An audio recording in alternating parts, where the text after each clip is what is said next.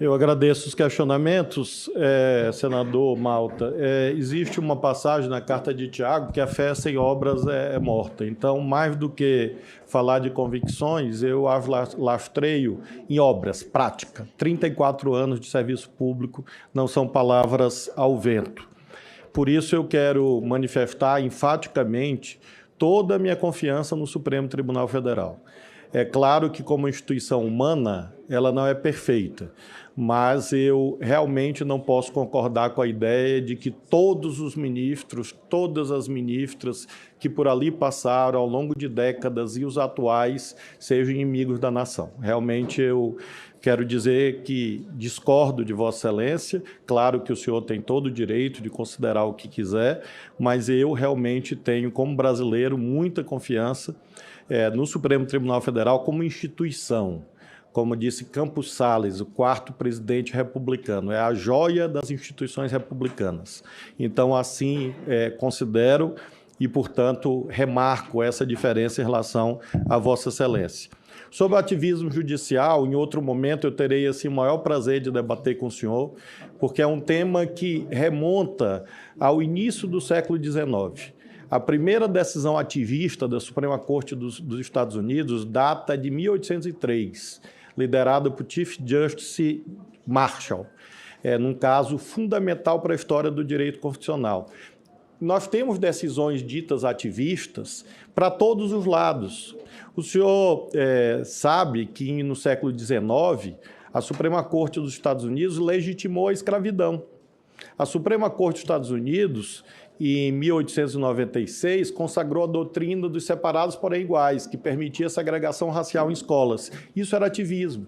Em 1905, o Estado de Nova York aprovou uma lei limitando a jornada de trabalho dos padeiros em 60 horas semanais. Essa lei foi declarada inválida pela Suprema Corte dos Estados Unidos porque violaria a liberdade de contratação. É uma decisão ativista.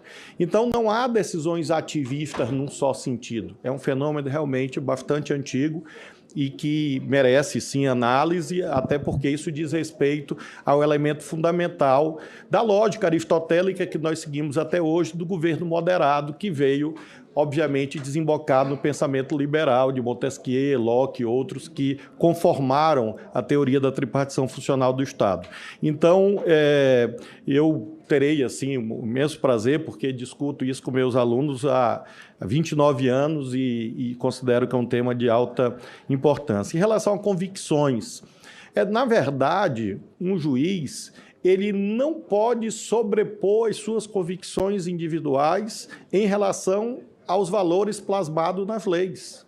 Isso é um ditame básico que emana do nosso sistema jurídico. É claro que não é o juiz boca inanimada da lei de que falava Montesquieu, paradigma oitocentista pós-Revolução Francesa. Não, mas é claro que um juiz tem que controlar a sua subjetividade porque ele não pode ser um ditador.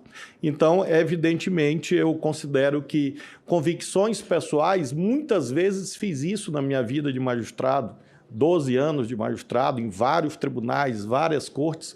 Às vezes você faz o que os da área do direito sabem, que você ressalva o seu entendimento pessoal e diz, acompanho tal posição ressalvando o meu entendimento pessoal.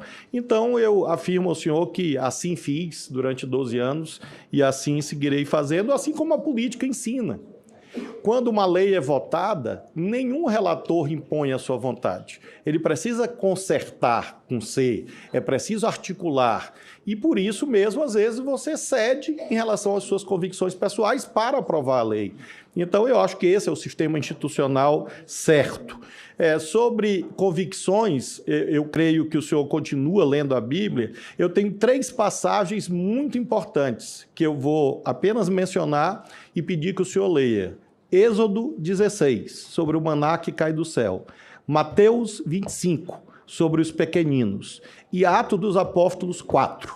Essas são passagens assim, que iluminam com toda a certeza aquilo que eu sou, aquilo que eu sempre fui, aquilo que eu serei. Para precisar a minha posição sobre decisões monocráticas, para não haver equívoco. É claro que as decisões monocráticas fazem parte, sempre fizeram e sempre farão do sistema judicial brasileiro. Claro, porque você tem um sem número de leis votadas no Congresso que autorizam decisões monocráticas. Eu me referi ao controle de constitucionalidade das leis, sendo mais preciso, a ADI, a DPF e a ADC.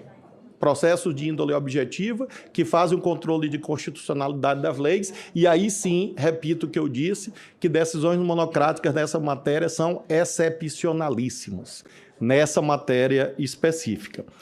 Finalmente, sobre a questão da individualização da pena. Sim, claro, é impossível, à luz do artigo 59 do Código Penal, julgar sem que você examine os atributos que estão lá postos. E assim fiz na minha vida toda, e assim farei se merecer a honra de aprovação desse Senado.